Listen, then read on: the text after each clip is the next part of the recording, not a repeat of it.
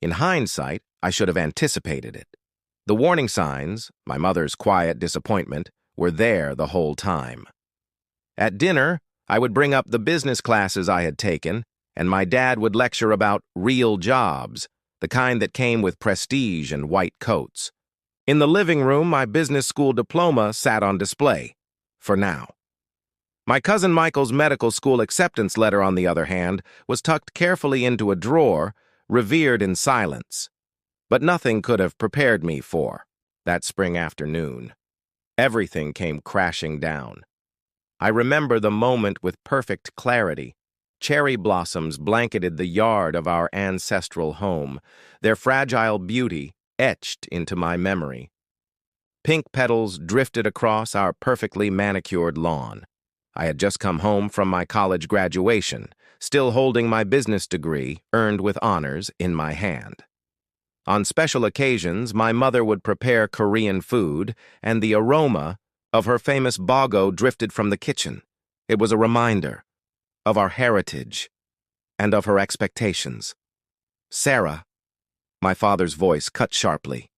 He stood in the doorway of his home office, still wearing his white doctor's coat. That office was a shrine to medical greatness. Certificates lined the walls. Photos of him with dignitaries from medical conferences filled every empty space. A model skeleton stood in the corner, its hollow eyes watching our family drama unfold. He began calmly, "Your mother and I have been patient." Each syllable was measured, precise. "We gave you 4 years to come to your senses regarding this business degree." He spat out the words like poison. "But now, it's time to grow up. We've arranged for you to take the MCAT next month. With rigorous study, you can still apply to medical school this cycle." I held my diploma tighter. The paper crinkled beneath my fingers. "Dad, I'm not becoming a doctor. I have a job lined up with Anderson Consulting. They're one of the leading healthcare consulting firms in the country." "A consultant?" My mother appeared in the doorway, her face twisted with disgust. "You want to be one of those people who tell real doctors how to do their jobs?" "I want to help improve healthcare systems," I tried to explain. "Make hospitals more efficient. Help more patients get better care." "Enough." My father slammed his hand on the desk. "No kid of mine will squander her life pushing papers. You're a Kim. Your grandfather was a doctor. I'm a doctor. Your cousin Michael is becoming a doctor. This is our legacy. It's your legacy, Dad, not mine." Silence. My mother's hands trembled. My father's face turned a deep, furious red. Then he said it. "Then perhaps you should find a new family to disappoint." His voice was cold, clinical. "If you won't preserve the Kim family tradition, then you are no longer welcome in this house." You can't be serious, but looking at their faces, I knew. They were. My mother turned away, wiping her eyes. "Listen to your father, Sarah. Medicine is everything to this family. Without it, what are we?" "I'm your daughter," I muttered. "Isn't that enough?" My father opened his desk drawer and pulled out an envelope. "Here's $100. Take it. When you're ready to repent and apply to medical school, you may come back." I stared at the envelope. Memories rushed in, organizing patient files at their clinic during summers, researching healthcare management innovations at night, dreaming of ways to upgrade their outdated systems. The joy I felt telling people my parents ran one of the top private hospitals in the city, but none of it mattered to them. I was just another failed dream. I reached into my pocket, pulled out the $27 I had left from my graduation dinner, and placed it on top of the envelope. 127, I said. "That's my starting capital. Remember this moment, because one day you'll regret choosing your legacy over your daughter." My father sneered. Big words from someone who can't even write a prescription. I turned and walked. Out of the office, out of the house, leaving everything I had ever known. My phone buzzed. A message from Anderson Consulting. "Pleased to have you join us next month. Your insights into healthcare systems are exactly what we're looking for. They had no idea how personal this mission had just become. That night, I spent precious dollars from my $127 to stay in a cheap motel. As I lay on a thin mattress, staring at the water-stained ceiling, I made myself a promise. I would build something bigger than Kim Family Medical Center, something that would revolutionize not just one hospital, but the entire healthcare system. The next morning, I walked into a nearby bank and opened a business account with $100.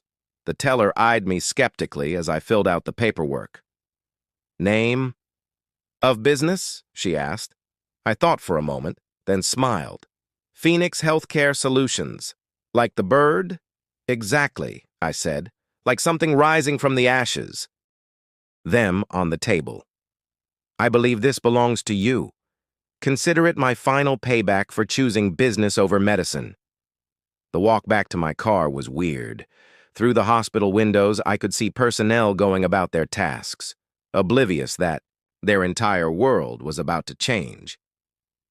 In the parking lot, I saw my old parking space, assigned for Dr. Kim, where I used to wait for rides home after helping out at the hospital. Lisa was waiting outside the car. "How did it go?" "Exactly.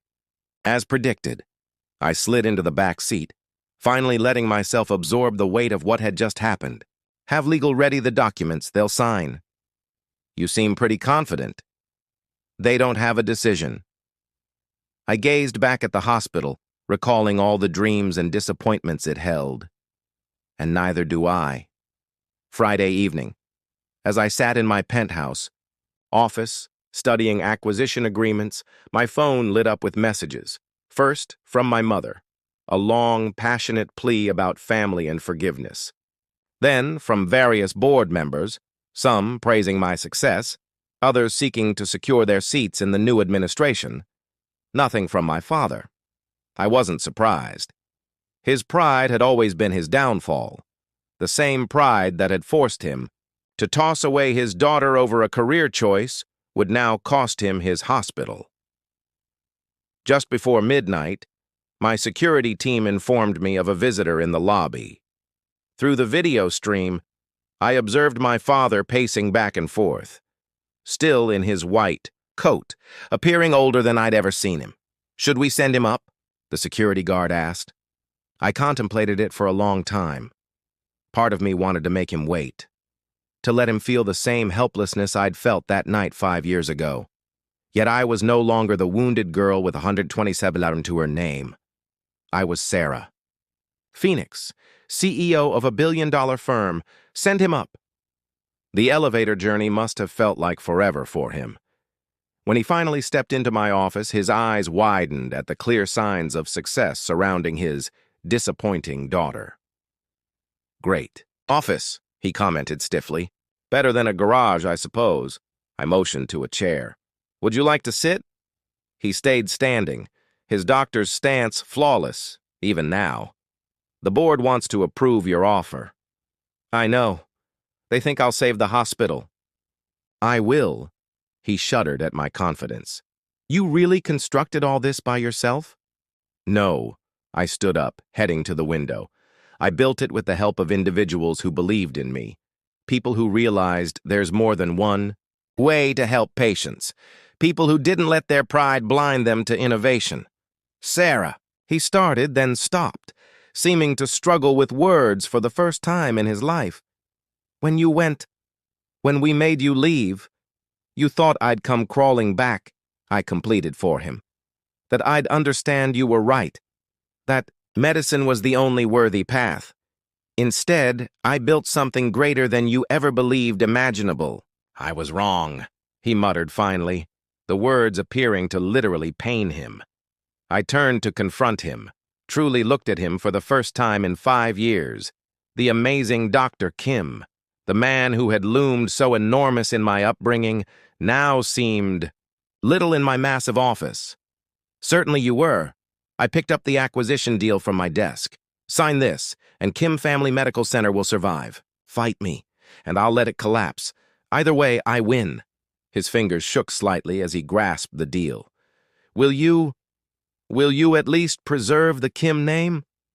The hospital name stays. But make no mistake, from the moment you sign, it's no longer yours. Everything you built, everything you dreamed of passing on to a doctor in the family, becomes part of Phoenix Medical Group. He nodded slowly, the battle finally leaving him. May I borrow a pen? I handed him my fountain pen, a Mont Blanc that cost more than the first $100 he'd given me to leave. He signed without reading. A broken man, accepting loss. When he started to leave, he hesitated at the door. For what it's worth, I'm proud of what you've built, even if it's not what I wanted for you. Thank you, I responded quietly. But I didn't create it for your pride. After he left, I stood at my window for a long time, watching the city lights twinkling below. Way out there was a small hotel room where a worried young woman had once vowed she'd prove everyone wrong. A cheap bank branch where $100 had become the seed of an empire. A coffee shop where a fortuitous discussion had sparked a revolution. I grabbed my phone and contacted Lisa. Schedule a complete audit of Kim Family Medical Center for next week. I want to know everything, every obsolete system, every inefficiency, every possibility for improvement. Of course, and Dr. Kim, I thought about my father's forlorn expression as he signed away his life's work. Give him an office on the 4th floor, no administrative access. Merely typical physician privileges, let him have his white coat and his pride, that's all he has left now. But the drama wasn't done. Taking over Kim Family Medical Center was just the beginning, because in those 5 years of building Phoenix Medical Group, I discovered something bigger than revenge. I found a goal. The healthcare system was dysfunctional, not just in my parents' hospital, but everywhere, and I was only getting started. The real question was, how far would I go? To change everything they believed they knew about medicine?